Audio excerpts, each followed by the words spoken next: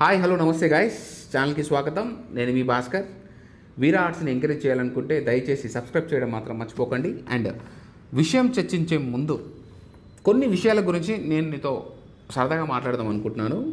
ఏంటంటే అవి మేము ఎంతో అనాలిసిస్ చేయొచ్చు, లేకపోతే ఇది రైట్ ఆర్ రాంగ్ అని 1-10 సార్లు చూసుకోవచ్చు. నేను మాత్రమే కాదు, యూట్యూబర్స్ ఎవరెవరైతే ఉన్నారో మీకు ఇన్ఫర్మేషన్ ఇవ్వడానికి చాలా శాయశక్తులా ప్రయత్నిస్తారు. ఆ క్రమంలో ఎంతో ఇన్ఫర్మేషన్ సేకరిస్తారు. అయితే ఇన్ఫర్మేషన్ చెప్పేలోపు ఇంకోటి జరుగుతుంది. అసలు ఒకటేసారి సంబంధం లేకుండా చాలా విషయాలు ఈ ప్రపంచంలో జరుగుతున్నాయి. ఒకదానికొకటి సంబంధం ఉండదు. ఇది రైట్ అనుకుంటే వీళ్ళు ఎనిమీస్ కొట్టుకుంటారు అనుకుంటే పక్కన ఇంకో చర్చ జరుగుతుంది. అసలు దీనికి దానికి సంబంధం ఉండదు, పొంతన ఉండదు. అసలు ప్రపంచంలో ఏం జరుగుతుంది అనే ఆడియను కావచ్చు, లేకపోతే అనాలిసిస్ చేసే వ్యక్తి కావచ్చు, సంభ్రమాశ్చర్యానికి గురపడము, అసలు ఏం జరుగుతుందని ఒక క్వశ్చన్ మార్క్లో ఉండడం జరుగుతుంది. దీనికి మనం సింపుల్గా ఒక ఎగ్జాంపుల్తో కొట్టిపడేయాలంటే, మహాభారతానికి సంబంధించి ఒక సినిమాలో ఒక డైలాగ్ రైటర్ ఒక డైలాగ్ రావడం జరిగింది. నాకు ఇప్పుడు అర్థమవుతుంది తను ఆ డైలాగ్ ఎందుకు రాశాడు అని. ఆ డైలాగ్ ఏంటంటే, అవసరాల కోసం దారులు తొక్కే పాత్రలు తప్ప హీరోలు విలన్లు లేరి నాటకంలో. ఇది పక్కా సరిపోతుంది ఇప్పుడు మన ప్రపంచంలో ఉన్న దేశాలకి, అది ఏ దేశమైనా సరే. ఎందుకంటే వాళ్ళ స్వార్థం కోసం, వాళ్ళ బిజినెస్ కోసం, వాళ్ళ అవసరాల కోసం దేశంతో అప్పుడే ఫ్రెండ్షిప్ అంటారు, అప్పుడే కొట్లాట అంటారు, అప్పుడే మొత్తం మారిపోతుంటారు అనమాట, ఊసర వెళ్ళిలాగా. అవన్నీ ఎందుకు? వాళ్ళ అవసరాల కోసం, అంతే తప్ప హీరోలు విలన్లు కానీ మంచి కంట్రీ చెడ్డ కంట్రీ అంటూ లేవా అని అనిపిస్తుంది. వై? బికాజ్ మీరు చూసుకున్నట్టయితే అసలు రష్యా, ఇప్పుడు ఒక ఎగ్జాంపుల్ తీసుకుందాం, అమెరికా వాడు యుక్రెయిన్కి సపోర్ట్ చేస్తా అని చెప్పి యుక్రెయిన్కి సపోర్ట్ చేస్తూ రష్యాతో ఫైట్ చేస్తున్నాడు ఇండైరెక్ట్గా. రష్యా వాడు యుక్రెయిన్ని మొత్తం సర్వనాశనం చేసేసాడు. డ్రోన్ల మీద డ్రోన్లు పంపిస్తున్నాడు, బంకర్లు బాంబర్స్ అన్నీ వేసి పడేస్తున్నాడు. ఇప్పటికిప్పుడు మళ్ళీ ట్రంప్ ఏమన్నాడు, నేను హెల్ప్ చేయను, నాకు సంబంధం లేదని చెప్పి వదిలేసిన ట్రంప్ మళ్ళీ తెర ముందుకు వచ్చి, నేను నా పేట్రియాటిక్ ఎయిర్ ఫోర్స్ ఏదైతే ఉందో అది పంపిస్తా, ఆ డిఫెన్స్ సిస్టమ్ని నేను పంపిస్తాను. ఎవరికి? మన యుక్రెయిన్కి పంపిస్తాను. పుతిన్ చెప్పినా వినట్లేదు, నా మాటలు వినట్లేదు కాబట్టి నేను ఇస్తాను. అది కూడా ఫ్రీగా కాదు, ఆంక్షలు విధిస్తూ రష్యా మీద.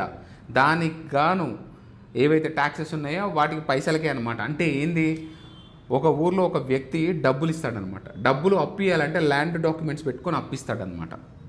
అప్పిచ్చిన తర్వాత ఆ అప్పు తీరిపోయేసరికి ఆ ల్యాండ్ తీసేసుకుంటాడు అనమాట. ఇప్పుడు ట్రంప్ అదే చేస్తున్నాడు యుక్రెయిన్కి. సో ఆల్మోస్ట్ రష్యా మొత్తం ఇప్పుడు యుక్రెయిన్ని ఆక్యుపై చేసుకుందని చెప్పేసి ఈ క్రమంలో నాటోతో కలిసి వెపన్స్ ఇస్తున్నాడు.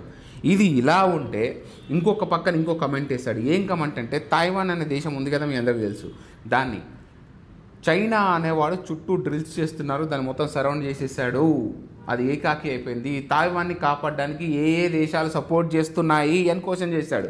అంటే ఏంటి దాని అర్థం?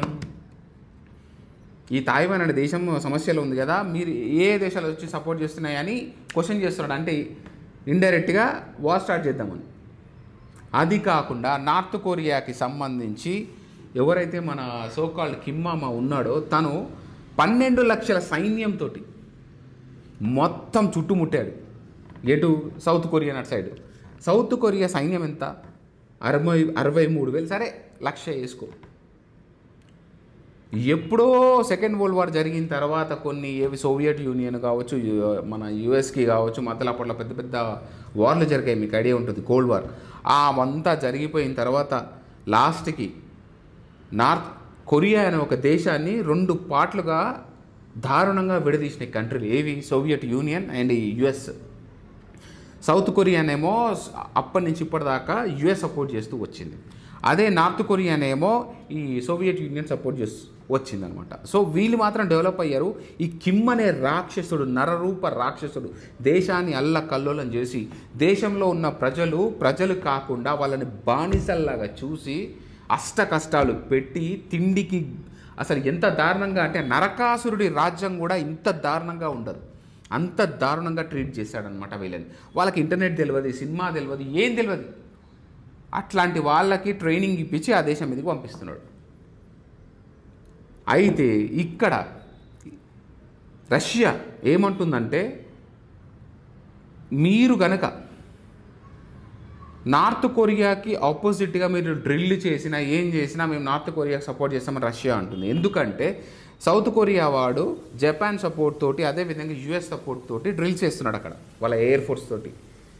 నాకు ఒకటి అర్థం కాదు ఇక్కడ ఏంటంటే, ఆల్రెడీ వీడు సపోర్ట్ చేస్తూ నేను యుద్ధం ఉన్నా నేను వెనకాల ఉన్నా అని వీళ్ళని ముంగడికి నూకి తర్వాత సినిమా చూస్తూ దేశాలు నాశనం అయిపోతున్నా వీళ్ళకి ఇంకా కనువిప్పు కలగదా అనే పెద్ద క్వశ్చన్ మార్క్. కానీ ప్రపంచం మొత్తం నన్ను అడిగితే అన్ని దేశాలు ఫైటింగ్ చేస్తున్నాయి ఒకవైపు, ఈ నార్త్ కొరియా సౌత్ కొరియా మాత్రం ఇంకోలా ఉండబోతుంది. ఎందుకంటే కిమ్ గాడికి అసలు సపోర్టే ఇవ్వకూడదు.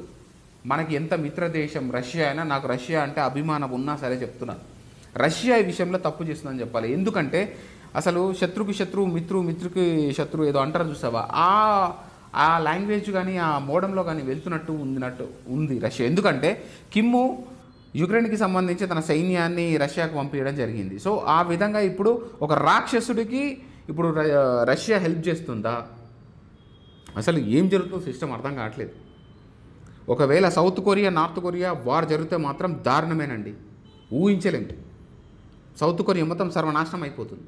వీడు రాడు అమెరికా వాడు, వీడు పైకి మాటలు మాట్లాడతాడు కానీ వీడు దేశాలు నాశనం కావాలా, వాని వెపన్స్ ఈ దేశానికి ఇచ్చేయాలా, ఆ పైసలు తీసుకొని పోయి వాడు డాలర్స్ లేపుకోవాలి. ఇది ఒకటే ఇన్కాన్షియస్నెస్. ఎందుకంటే మీకు తెలుసు మొన్న కూడా పేట్రియాటిక్ డిఫెన్స్ సిస్టమ్ ఏదైతే ఇస్తున్నాడో తను ఒకటే చెప్తున్నాడు, నేను ఫ్రీగా ఇవ్వట్లేదు, నేను దోసుకుంటా, ఇప్పుడు ఇస్తా తర్వాత దోసుకుంటా అని క్లియర్గా మాట్లాడుతున్నాడు అనమాట. So this is a system.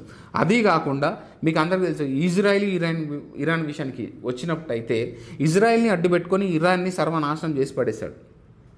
దానివల్ల ఇజ్రాయెల్కి ఒరిగింది ఏంటి? ఆ ఇరాన్ లీడర్స్ కన్నా బుద్ధి ఉండాలి కదా, ఆ కొట్టుకుంటే ఏమొస్తుంది? కొంచెం కూడా సెన్స్ లేకుండా లాస్ట్కి ఫైనల్గా దాని మీద B2 బాంబర్స్ వేసి నాశనం చేశాడు. ఇజ్రాయెల్ వాడు అడిగినా ఇజ్రాయెల్ వాడికి ఇవ్వలేదు యుఎస్ వాడు, వీడే బాంబులు వేశాడు. ఇది ఒక పక్క. ఇండియా పాకిస్తాన్కి మధ్యలో పుల్లబెట్టి పాకిస్తాన్కి సపోర్ట్ చేస్తూ నాకు ఇండియా అంటే ఇష్టం అని చెప్పి యతమ నాటకాలు ఆడాడు. అదంతా బయటకు రివీల్ అయింది.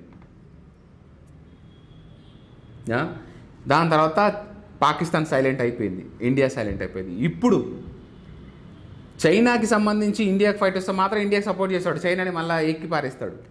అసలు ప్రపంచం మొత్తం చూసినట్టయితే ఎంత గుంట నక్కలు, ఎంత దారుణమైన దేశాలు ఉన్నాయి. ఒక్కడిని తిట్టట్లే నేను. అమెరికా ఒక దరిద్రమైన కుట్ర చేస్తుంది, అది నేను ఒప్పుకుంటా. కానీ మిగతా దేశాలు కూడా ఏమున్నాయి కరెక్ట్గా? ఆ చైనా వాడిని చూసుకోండి. సింపుల్గా చెప్పాలంటే మయన్మార్ మీకు ఐడియా ఉంటుంది, ఈశాన్య రాష్ట్రాలు అంటారు కదా, లెఫ్ట్ సైడ్లో చికెన్ నెక్. చైనా వాడి కన్ను దాని మీద పడ్డది. అది కరెక్ట్ కట్ చేసినామంటే ఇంచుమించు ఒక 5-6 రాష్ట్రాలు లేచిపోతాయి చికెన్ నెక్ మొత్తం. అది ప్లాన్ చేసి ఈ మిలిటెంట్ని పంపి ఉగ్రవాదులను తయారు చేసి వాళ్ళని మన మీదకు వదిలి దాన్ని కట్ చేద్దామని ఆలోచన. దానికి గాను చైనా, పాకిస్తాను, ఈ బంగ్లాదేశ్ వాడు హెల్ప్ చేస్తే ఆ మిలిటెంట్లని ఎదుర్కోవడానికి మన ఇండియన్ గవర్నమెంట్ ఇంచుమించు 300 డ్రోన్లు యూజ్ చేసి వాళ్ళని ఆ మిలిటెంట్ని చంపడం జరిగింది. ఈ న్యూస్ ఒక సైడ్ వస్తుంటే అదే న్యూస్ అనమాట.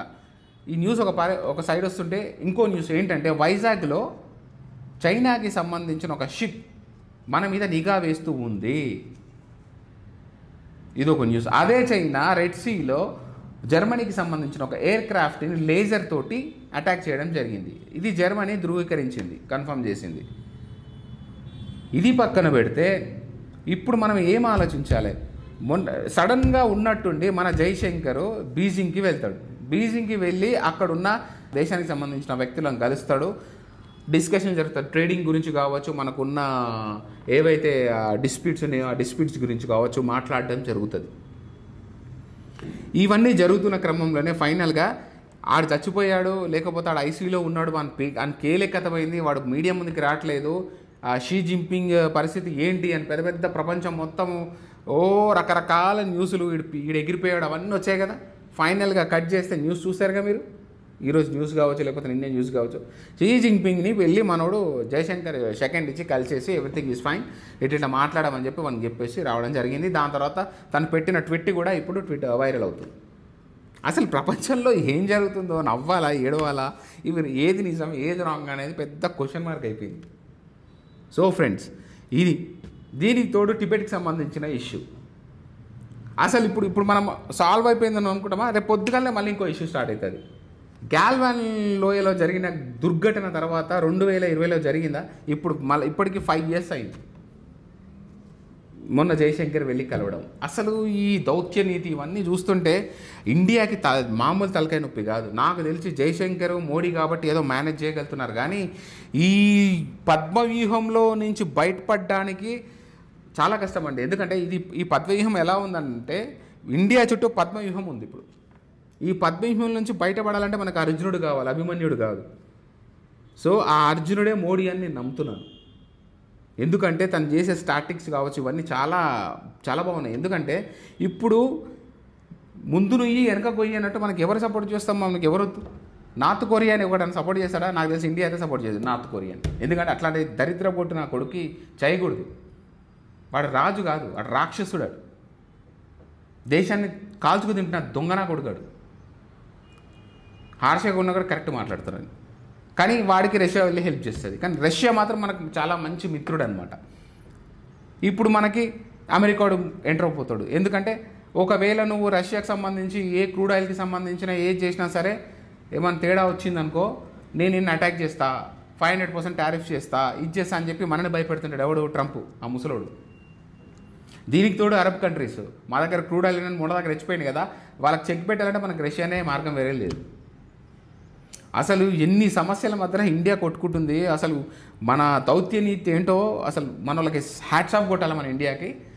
ఎందుకంటే ఒక దిక్కు యుద్ధం లాగా, ఒక దిక్కు రకరకాల టెన్షన్స్ పెరిగిపోతున్న టైంలో అక్కడికి వెళ్ళి జయశంకర్ వాళ్ళతో మాట్లాడి అసలు క్వైట్ కంట్రాస్ట్ అనిపిస్తుంది నాకు. వీళ్ళ మాటలు కూడా విచిత్రంగా ఉంటాయి. So called top leaders. ఒకప్పుడు మహాభారతంలో జరిగింది ఇది నిజ జీవితంలో జరుగుతాయి అనుకున్నాం, కానీ మహాభారతంలో అందుకే అంటారు కదా, మహాభారతంలో ఏదైతే ఉందో అది బయట కూడా ఉంది. బయట ఏదైతే ఉందో అదంతా మహాభారతంలో ఉంటుంది, ఇందులో లేని ఏడు ఉండదు అంటారు. అది చూస్తే నిజం అనిపిస్తుంది. ఎందుకంటే మహాభారతంలో కూడా యుద్ధంకి స్టార్ట్ అయ్యే ముందు ఇలాంటి తతంగమే జరిగింది. ప్రపంచాలు మొత్తం ఒక దేశం నువ్వు ఏ దేశానికి సపోర్ట్ చేస్తున్నావు, ఈ దేశానికి సపోర్ట్ చేస్తున్నావు, వాడు అటాక్ చేస్తున్నావు, నువ్వు వస్తావా? ఇప్పుడు అమెరికా వాడు తైవాన్ విషయంలో క్వశ్చన్ చేస్తున్నట్టు ప్రపంచాన్ని మొత్తం. అంటే ఇప్పుడు ఇండియా ఎటువైపు ఉండాలి? తైవాన్ వైపు ఉండాలా, చైనా వైపు ఉండాలా? Just think. అసలు మామూలు విషయం కాదు కదా. అక్కడ మహాభారతంలో కూడా అంతే. కౌరవులందరూ వెళ్ళి వాళ్ళ ఎవరికి రాజ్యాలు పడితే వాళ్ళ రాజ్యాలకు వెళ్ళి వాళ్ళ దగ్గర హెల్ప్ తీసుకోవడం జరిగింది. అదేవిధంగా పాండవులు కూడా వెళ్ళి వాళ్ళ చుట్టుపక్కల ఉన్న రాజ్యాల హెల్ప్ తీసుకొని ఫైనల్గా వీళ్ళు కొన్ని అక్షోహిణి సేనలతోటి వీళ్ళు యుద్ధం చేసుకోవడం జరిగింది. అలా కొన్ని కోట్ల మంది ఎగిరిపోయారు. ఇది చరిత్ర, ఇతిహాసం. వీళ్ళు కృష్ణుడి దగ్గర కూడా వెళ్ళి వాళ్ళ హెల్ప్ అడగడం జరిగింది. ఇద్దరికి సమానంగా హెల్ప్ చేశారు. కృష్ణుడిని వీళ్ళు తీసుకున్నారు, రాజ్యాన్ని సైనికులు మొత్తం వాళ్ళకి ఇచ్చేశారు. This is the fact. ఇప్పుడు శ్రీకృష్ణుడి పొజిషనే ఇండియాకి వచ్చిందా అనిపిస్తుంది నాకు. కొన్ని దేశం విషయాలు అసలు ఏం జరగబోతుంది ఒక్కటైతే గుర్తుపెట్టుకోండి ఫ్రెండ్స్. మహాభారతం యుద్ధం జరిగే ముందు ఏ సర్కమ్స్టాన్సెస్ అయితే జరుగుతున్నాయో సేమ్ సర్కమ్స్టాన్సెస్, సేమ్ సిచ్యువేషన్స్ ఇప్పుడు జరుగుతున్నాయి ప్రపంచంలో. నాకు తెలిసి వరల్డ్ వార్ అగొచ్చింది కాదండి. ఆల్రెడీ దేశాలు కొట్టుకొని వస్తున్నాయి. ఫైనల్గా మాత్రం 1-2 ఇయర్స్లో మాత్రం వీళ్ళు ఒక అండర్స్టాండింగ్ వచ్చేస్తారు. ఏ దేశాలైతే ఒకవైపు ఉంటాయో, ఏ దేశాలు ఇంకోవైపు ఉంటాయో, అది ఇంకో 1 ఇయర్లో కావచ్చు, 6 మంత్స్లో కావచ్చు క్లియర్ అయిపోతుంది. తర్వాత కొట్టుకు జాగడం ఖాయం. కాకపోతే నా కొడుకులు కొట్టుకొని చచ్చారు. కానీ ఎవరైతే ఈ న్యూక్లియర్ బాంబ్స్ని వేస్తా అని బెదిరిస్తున్నారు కదా, ఈ పాకిస్తాన్ నా కొడుకు కావచ్చు, లేకపోతే చుట్టుపక్కల ఉన్న ఈ న్యూక్లియర్ బాంబు పడకుండా ఉంటే చాలు. ఏ దేశమైనా సరే కొట్టుకు సావండి, అంతేగా న్యూక్లియర్ బాంబు వేయకండి, ప్రపంచాన్ని నాశనం చేయకండి. భారతదేశం ఎంతో మొత్తుకుంటుంది, ఎంతో ట్రై చేసింది, వద్దురా ఇది యుద్ధ సమయం కాదురా, ట్రేడ్ సమయం రా, అది ఇదని చెప్పినా కూడా భారతదేశంతో కూడా యుద్ధం చేపిస్తున్నారు. భారతదేశంతో కూడా సర్జికల్ స్ట్రైక్స్ చేపిస్తున్నారు. ఇప్పుడు భారతదేశంతో కూడా అటాక్లు చేపిస్తున్నారు. తప్పట్లేదు మనకి. అట్లీస్ట్ మనం అటాక్ చేస్తే డిఫెండ్ చేసుకోవాలి కదా. ఆ డిఫెన్స్ సిస్టమ్ మనకు వచ్చేసాం. ఇది దరిద్రమైన ప్లేస్లో ఉన్నాం ఫ్రెండ్స్. ఇదే ఈరోజు టాపిక్ నేను చర్చించాను ఫ్రెండ్స్. ఇంకా చాలా చెప్దాం అనుకున్నాను, చెప్పలేకపోయాను. ఎందుకంటే అసలు ప్రపంచం న్యూస్ తెరిచి చూస్తే అసలు ఏం వాట్ ఈజ్ వాట్ అసలు ప్రతి ఒక్క ఆడియన్స్ కూడా కన్ఫ్యూజన్లో ఉండిపోతున్నారు. మార్కెట్ కూడా అంతే. ఈరోజు సంథింగ్ ఈ దేశానికి టారిఫ్ అంటున్నారు, అదంటారు, ఇదంటే మళ్ళీ నెక్స్ట్ డేనే డీల్ అంటున్నారు. నాకు నవ్వాలా ఏడవాలో అర్థం కావట్లేదు. సో ఇది ఫ్రెండ్స్, థ్యాంక్స్ సో మచ్. ఈ వీడియో నచ్చింది అనుకుంటున్నాను. ఉంటాం.